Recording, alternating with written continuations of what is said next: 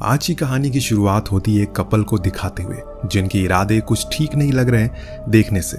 दरअसल आज इन दोनों का प्लान है ग्रोसरी स्टोर को लूटने का, जिसके लिए पूरी तैयारी के साथ है। हालांकि जब पूरा स्टोर लूटने के बाद भी जोडी का मन नहीं भरा, क्योंकि उसने कैशियर के पीछे रखे एक बॉक्स को देख लिया और जिद करने लगी कि उसे खोलो। लेकिन वो कैशियर उसे आगाह करता है कि उसमें वो नहीं है जो वो उससे चाहिए, इसीलिए उसे मत खोलो। लेकिन जोडी के मन में लालच था, इसीलिए उसने उसे खोल दिया। तभी एक गोली की आवाज आई। हम सीधा पहुंच गए एक वीराने जंगल में, जहां एक सहमी सी अकेली लड़की जो न जाने कब से यहाँ भूख के कारण भटक रही है। आगे पीछे उसके कोई नहीं था, न जाने क्या हुआ था उसके साथ अतीत में, जो अभी इस हाल में है वो। लेकिन फिलहाल अभी उसे अपने सामने एक लकड़ी की झोपड़ी दिखाई देती है। वो फौरन उसके अंदर चली गई, जहाँ समांथा को खाने से भरा एक बैग दिखा। जो कुछ भी था उसके हाथ लगा, उसे वो खाना शुरू कर देती है। लेकिन तभी बाहर से किसी की डरावनी आहट सुनाई दी। कोई तो है जो इस तरफ बढ़ रहा है। इस डर के चलते समांथा वहां रखे एक बेड के नीचे छुप गई।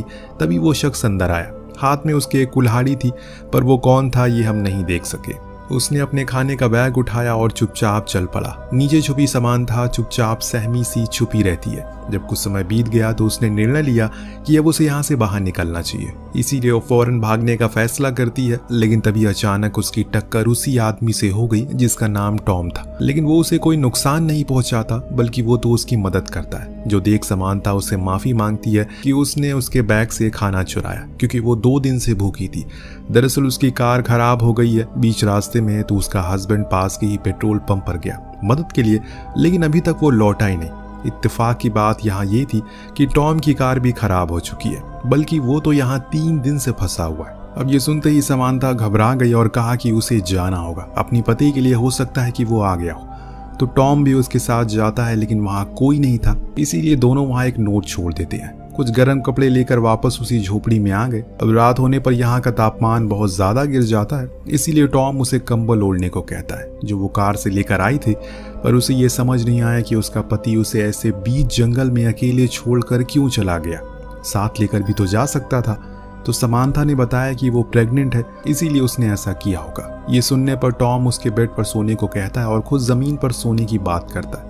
सोने से पहले उसने उसे पीने का पानी दिया, जो कि वो पास में बह रही एक झील से लेकर आया था। लेकिन अजीब बात यह थी कि अगले दिन जब वो वापस गया तो वो झील का नामो निशान ही नहीं था। पर इन्हीं उलझन भरे सवालों को लेकर दोनों सोने के लिए चले जाते हैं। बीच में समांथा को एक बुरा सपना भी आता है, जिससे कि सुबह उसकी जल्दी आंख खुल जाती है। लेकिन आसपास उसे टॉम कहीं दिखाई नहीं देता। बाहर गई तो उसे एक सफेद बालों वाली लड़की बेहोश पड़ी मिली। फौरन वो उसे लेकर झोपड़ी के अंदर आई। इधर टॉम अपनी कार में से कुछ फ्यूल निकालता है ताकि वो उसे समांथा की कार में डाल दे, जिससे वो लोग यहाँ से निकल सके। इधर इस तरह उस सफेद बाले वाली लड़की को होश आता है। तब हम पहचान पाते हैं, अरे ये तो जोडी है, वही ग्रोसरी स्टोर पर चोरी करने वाली लड़की। पर ये यहाँ कैसे आ गई? अब जब उसने समांथा को देखा, सोचा कि ये कोई गलत औरत है और ये जगह उसी की है। तो समांथा ने उसे पूरी दास्तान बताई, लेकिन अब भी उसे उस पर यकीन नहीं हो रहा है, इसीलिए गुस्से में वो झोपड़ी से बाहर चली गई।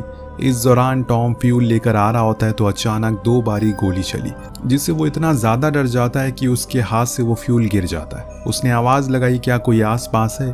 पर यहाँ कोई नहीं था, इसीलिए वो वापस आ गया।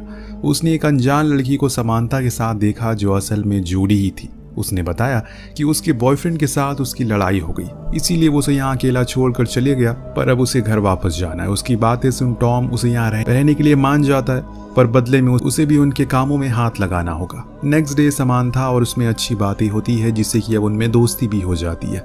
पर वहाँ टॉम की तो परेशानियाँ खत्म ही नहीं हो रही है। वो नोटिस करता है जितनी दूर वो अपनी लोकेशन से जा रहा है, उतना ही वो उसके करीब होता जा रहा है। यानी कि बार बार वो लौट कर उसी झोपड़ी के पास आ जाता है, जो चीज उसे बहुत ही अजीब लगती है। और इसीलिए वापस इन दोनों के पास आता और कहने लगा, ये जगह ठीक नहीं है, हमें यहाँ से चलना चाहिए। पर मुझे एक बात जाननी है, असल में तुम लोग जा कहाँ रहे थे और ये जगह कौन सी है, यहाँ किसी को पता है? तो समांथा ने कहा कि उसके पति ने बताया कि ये न्यू हैम्पशायर है। पर जोडी कहती है जगह तो डकोटा है। तो वहीं टॉम कहता है कि वो लॉस एंजलिस वाले रूट पर था।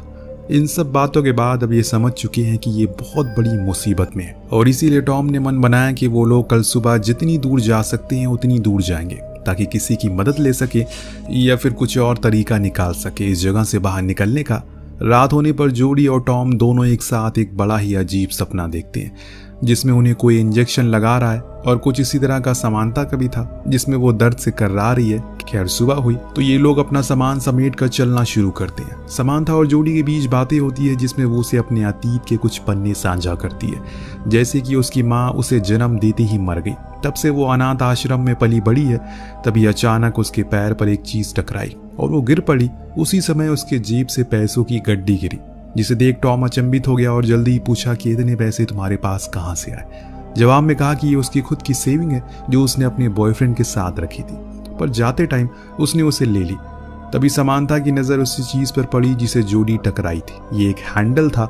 जब टॉम ने अपनी कुल्हाड़ी से उसे तोड़ा तो वो असल में एक जर्मन बंकर होता है, जिसके अंदर सारी जंगी सामान रखे थे और कुछ कैन फूड भी थे जिस पर नाजी आर्मी का सिंबल बना था। यहाँ समानता बताती है कि उसके पिता पहले युद्ध लड़े थे, इसीलिए उसके घरों में ऐसे सामान काफी आते जाते रहते हैं। टॉम उन सभी कैन को बाहर लाता है और फिर दोनों को लेकर बाहर आता है, लेकिन परेशानी की बात ये थी कि ये फिर उसी केबिन के पास आ गए थे। अब इनके हिसाब से तो ये सीधा चल रहे थे, पर शायद इनके हिसाब से कुछ भी यहाँ चलने वाला नहीं है। अगले पल हम देखती हैं कि तीनों ही डिनर करते हैं। दिन दोनों लड़की आपस में बातें करती होती है तो जॉडी समानता से सच कह देती है कि वो चोरी करती है क्योंकि उसके अलावा उसके पास कुछ करने को नहीं है, वो पढ़ी लिखी नहीं है। समानता ने उसे गुजारिश की क्या वो उन पैसों को दोबारा देख सकती है जो उसने लूटे थे, क्योंकि इतने पैसे उसने आज तक कभी नहीं देखे। तो जॉडी खुशी खुशी उसे वो पैसे दिखा देती है, जो देख उसे हंसी आ गई क्योंकि ऐसा लगा कि वो मजाक कर रही है, क्योंकि उस पर स्टाम्प 1984 का था। उसके हिसाब से वो पैसे फ्यूचर के हैं, पर जॉडी ने कहा कि नहीं, वो 1984 ही में रहती है, लेकिन समानता के हिसाब से ये साल तो 1964 का है। अब ये सब कुछ बहुत ही अजीब था, यानी कि दो औरतें हैं, सेम जगह पर हैं, लेकिन डिफरेंट टाइमलाइन से, अलग अलग समय से। अब जब टॉम आया तो उसे भी यही सवाल किया गया कि वो किस साल से है, तो वो कहता है कि वो 2011 से है। अब ये सुनने के बाद उन दोनों ने अपनी पूरी कहानी बताई। पहले तो टॉम को ये सब मजाक लगा, लेकिन उनके शब्दों के भारीपन को देखते हुए वो समझ गया कि जरूर कुछ तो गड़बड़ है। इतने में अचानक बाहर से गोली चलने की आवाज आई। कौन बार बार गोली चला रहा है? जब देखा गया तो पता चला कि वो कोई अनजान शख्स है जिसके हाथ में बंदूक है। इन्हें मदद की जरूरत थी, इसीलिए वो बाहर आया। उसे कहने लगा कि वो लोग मुसीबत में हैं, पर वो आदमी जर्मन में कुछ बोलने लगता है जो वो समझ नहीं पाया, लेकिन इतना वो समझ गया कि वो उस कुल्हाड़ी को फेंकने को कह रहा है। इसीलिए उसने वही किया। जब उसकी आंख खुली तो अगले क्षण वो तीनों ही कैद थे और वो जर्मन गायब था। अब उन्हें कहीं ना कहीं ये समझ आने लगा है कि हो सकता है कि उन्हें समय यात्रा की हो। वो तीनों ही कैद थे और वो जर्मन गायब था। तो सुन सबसे पुराने सन की समानता ने पूछा क्या 2011 तक समय यात्रा मुमकिन हो चुकी है? तो टॉम कहता है कि नहीं, ऐसा कुछ नहीं बना था। थोड़ी देर बाद वो जर्मन लौट कर आया तो टॉम की रस्सियों को खोल दिया, फिर बाहर ले जाकर उसे खूब मारा पीटा। दिन अंत में उसे एक पेड़ से बांध दिया। फिर वो अंदर आया और उन लड़कियों से पूछने लगा कि वो कौन है और कहां से आई हैं। तभी उसकी नजर जॉडी के लॉकेट पर पड़ी, जिसके बारे में वो उसे पूछने लगा। सिर्फ समानता ही थी जिसे जर्मन आती है, इसीलिए वो उसे समझाती है कि वो लॉकेट उसकी माँ का है और वैसे ही सेम उसके पास भी है। तब वो जर्मन नागरिक गुस्से में अपने गले में पहना वही सेम लॉकेट दिखाता है जिसमें एक औरत की तस्वीर थी जो हूबहू समानता की माँ की तरह लग रही है।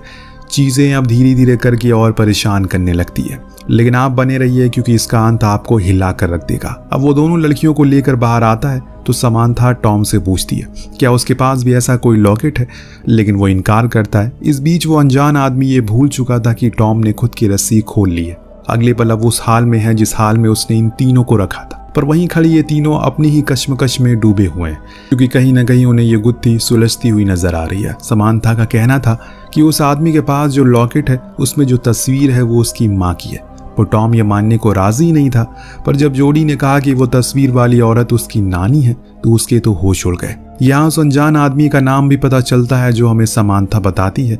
उसका नाम था जो असल में उसके पिता थे। पर सिर्फ यही नहीं, जब समानता ने जॉडी से उसकी जन्म की तारीख पूछी तो उसने बताया कि 3 जून 1964। ये वही तारीख थी जिस दिन जॉडी की माँ की मृत्यु हुई थी, अपनी बेटी को जन्म देते हुए, और वो बेटी कोई और नहीं बल्कि खुद जॉडी ही थी। क्यों आपको शौक लगाना? अब पूरे केबिन में शौक का मातम पसरा हुआ है। बात ही कुछ इस तरह सामने आई है। सभी के होश उड़ चुके हैं। समानता को जब पता चला कि उसका पति असल में युद्ध में मारा गया तो वो रोते हुए केबिन से बाहर चलेगी। लेकिन सिर्फ यही नहीं, यहाँ एक और राज से पर्दा उठता है। बाहर बैठा टॉम जॉडी को बताता है कि वो असल में उसकी माँ एक चोर थी, पर वो उसकी इस बात को नकार दे क्योंकि उसके पास ऐसा कोई लॉकेट नहीं था। पर उसका कहना था कि उसके पास सेम लॉकेट है, पर वो अभी उसके घर पर है। वो बताता है कि उसकी माँ एक चोर थी जो अपने पति केविन के साथ शहर के गैस स्टेशन ग्रोसरी स्टोर को लूटा करती थी, लेकिन एक दिन उन्होंने खुद अपने पति को मार डाला, जिसके जुर्म में उन्हें फांसी हो गई। ये एक कड़वा सच था जो असल में हकीकत थी, और ये चीज जोडी सुन नहीं पाती और वो भी केबिन से बाहर आ जाती है। बाहर बैठी उदास समांथा के पास उसकी बेटी जॉडी गई। अब वो एहसास कुछ अलग है, पहले वाली चीज खत्म हो चुकी है, क्योंकि समांथा को जब से पता चला कि वो अपनी बेटी को जन्म देते मर जाएगी, उसकी तो मानो दुनिया ही उजड़ गई। लेकिन वो खुश है क्योंकि उसकी बेटी जिंदा है और उसके नाना नानी उसका ख्याल रखेंगे बाद में। लेकिन जोडी ने बताया कि नाना नानी उस पर बहुत अत्याचार करते हैं और हमेशा भूखा रखते हैं, इसीलिए उसने बचपन में ही उसे घर छोड़ दिया। ये सुनने के बाद वो रोने लगी और फौरन केबिन में आकर हैंसमैन यानी कि अपने पिता को सारी बात समझाई और फिर उसे फ्री करने की कोशिश में लग गई। पर टॉम उसे ऐसा करने से मना करता है क्योंकि वो खतरनाक हो सकता है, पर समांथा को यकीन है कि उसके पिता उसे कुछ नहीं करेंगे। लेकिन जैसे ही वो फ्री हुआ, अपनी बंदूक और कपड़े लेकर भाग गया वहां से। इस बीच समांथा को फिर से अपना वही डरावना सपना याद आता है जब वो अपने बच्चे को जन्म देते हुए मर गई थी, क्योंकि उस समय एडम यानी कि उसका पति जंग में था और घर पर एम्बुलेंस लेट पहुंची। तो वहीं टॉम ने भी बताया कि उसने भी ऐसा कुछ सपना देखा था जिसमें वो उस फादर को शूट कर देता है जो उसका शोषण करता था, और फिर उसके बाद खुद को भी शूट कर लेता है। वहीं आखिर में बारी आई जोडी की, तो उसे भी वही फांसी वाला दिन याद आता है। यानी कि तीनों को ये अभी पता है कि वो मरने वाले हैं और कैसे कैसे मरने वाले हैं ये भी जानते हैं, पर अभी मरे नहीं है। तो यानी कि ये तीनों अपना अतीत बदल सकते हैं, जिस चीज के लिए टॉम इन्हें फौरन उसी जर्मन बंकर में लेकर जाता है, क्योंकि उसका मानना था कि ये सब हैंसमैन की मौत के बाद से ही शुरू हुआ था। तो हमें सबसे पहले उसे रोकना होगा। समांथा ने बताया कि उसके पिता की मौत 14 मई को हुई पोलैंड में एक एयर स्ट्राइक में, और आज 14 मई थी और जिस जगह ये खड़े हैं वो पोलैंड ही है, यानी कि उनके पास मौका है। टॉम ने दिमाग लगाया और बताया कि अगर हैंसमैन की मौत नहीं होगी तो उसकी बीवी यानी कि समांथा की दूसरी शादी नहीं करेगी, जिसका मतलब ये होगा कि वो घर पर होगा और तब वो समांथा को लेबर पेन के दौरान हॉस्पिटल ले जा सकेगी। इसीलिए वो फौरन हैंसमैन को ढूंढने निकल जाता है जो केबिन में रेडियो से कनेक्शन बना रहा था, पर वो खराब था। तो समांथा ने उसे एयर स्ट्राइक के बारे में बताया, पर वो उसकी एक नहीं सुनता और भागने लगता है। तब टॉम उसे रोकने की भरपूर कोशिश करता है, लेकिन इसी में एक भयानक गलती हो जाती है। हैंसमैन ने गोली चला दी जो जाकर लगती है सीधा जोडी को। वो तो भाग जाता है, लेकिन ये दोनों घायल जोडी को लेकर केबिन में आते हैं। टॉम अब बहुत ही ज्यादा परेशान था, क्योंकि अगर जोडी मर गई तो वो कभी पैदा ही नहीं हो पाएगा। मुझे उसे किसी तरह करके रोकना होगा, इतना बोलकर वो हैंसमैन को पकड़ने के लिए चला जाता है। इधर समांथा अपनी बेटी को जिंदा रखने की पूरी कोशिश करती है, इसीलिए ईश्वर ने कभी किसी इंसान को ये ताकत नहीं दी कि वो खुद के अतीत को कल को देख सके, वरना वो कुदरत की बनाई चीजों से छेड़छाड़ करना शुरू कर देगा, जिसका अंजाम बहुत ही भयानक हो सकता है। टॉम ने हैंसमैन को ढूंढ तो लिया, लेकिन वो हर बारी उसके चंगुल से भाग जाता है। लेकिन उसे एक बात देखी, वो कहीं भी भागे बार बार उसी केबिन के पास आ रहा था, इसीलिए वो भी अब उसी केबिन के पास चला गया जहां अब दोनों आमने सामने थे। हैंसमैन उस पर कई गोलियां चलाता है, लेकिन एक भी गोली उसे नहीं लगती, क्योंकि अब टॉम का वजूद ही खत्म होता जा रहा है। जॉडी की आखिरी सांसों की तरह जैसे जैसे उसकी आत्मा उसके शरीर को छोड़ रही है, टॉम खुद का अस्तित्व खोता जा रहा है। और फिर एक पल वो भी आता है जब वो पूरी तरह से गायब हो जाता है, क्योंकि जोडी मर चुकी है। पर समांथा को अब ये देख अपने पिता पर बहुत गुस्सा आता है। उन्होंने खुद के साथ साथ अपने आने वाली पीढ़ी की भी जिंदगी को मुश्किल बना दिया। इतना सब कुछ होने के बाद अब जाकर हैंसमैन को उसकी बातों पर यकीन आता है। लेकिन अब क्या, अब तो बहुत देर हो चुकी है। आसमान में रशियन प्लेन नजर आने लगे हैं, इसीलिए दोनों ही भाग, लेकिन बॉम्ब गिरना शुरू हो चुके हैं, जिसे समांथा भी घायल हो चुकी है। लेकिन उसके पिता उसे उठाकर बंकर में आ जाते हैं। अब धीरे धीरे करके समांथा का वजूद भी खत्म होता जा रहा है, क्योंकि हैंसमैन ने खुद को बचा जो लिया, वो उस समय नहीं मरा जिस समय वो पहले मरा था। यानी कि अब सब कुछ सही हो जाएगा, लेकिन एक चीज अभी भी नहीं बदलेगी। वो क्या था आपको कुछ देर में पता लग जाएगा। सीन शिफ्ट होकर पहुंचता है फिर से उसी समय में जिसमें कहानी की शुरुआत हुई थी, लेकिन इस समय चीजें काफी बदली है। जोडी उसी ग्रोसरी स्टोर पर जाती है, लेकिन एक अलग अवतार में, एक अमीर और पढ़ी लिखी लड़की बनकर। लेकिन जब वो वहां से बाहर निकली तो उसे केविन दिखा, जो अपनी दूसरी गर्लफ्रेंड के साथ वही काम को अंजाम देने वाला है, पर एक नई गर्लफ्रेंड के साथ, जिसका मतलब ये है टॉम कभी पैदा ही नहीं होगा, क्योंकि जोडी केविन कभी मिले ही नहीं। और ऐसा इसलिए हुआ क्योंकि समांथा अभी जिंदा है, जिसे हम अगले सीन में देखते हैं, जिसके हाथ में अपने पिता की अस्थियां हैं, जिन्हें मान सम्मान के साथ उसने श्रद्धांजलि दे दी 1964 में। अंत में हम फिर से उसी स्टोर में देखते हैं जहां केविन की नई गर्लफ्रेंड अमेली ने सब कुछ लूट लिया, लेकिन अंत में उसकी भी लालच खत्म नहीं हुई और उसकी नज़र कैशियर के पीछे रखे उस बॉक्स पर पड़ी, जिसे खोलने को उसने कहा, लेकिन कैशियर ने उसे आगाह किया अगर वो अंदर गई तो अब कुछ भी नहीं सुधर पाएगा। पर वो नहीं मानी और बूम एक गोली चली, जिसके साथ ही कहानी का यही पर अंत होता है। दोस्तों, ये एक बहुत ही कमाल की कहानी है जो हमारे और आपके दिमाग को पूरी तरह से घुमा कर रख देती है। कहानी कैसी लगी हमें कॉमेंट करके जरूर बताएगा। मिलते हैं अगले वीडियो में। Thank you so much watching. Peace out.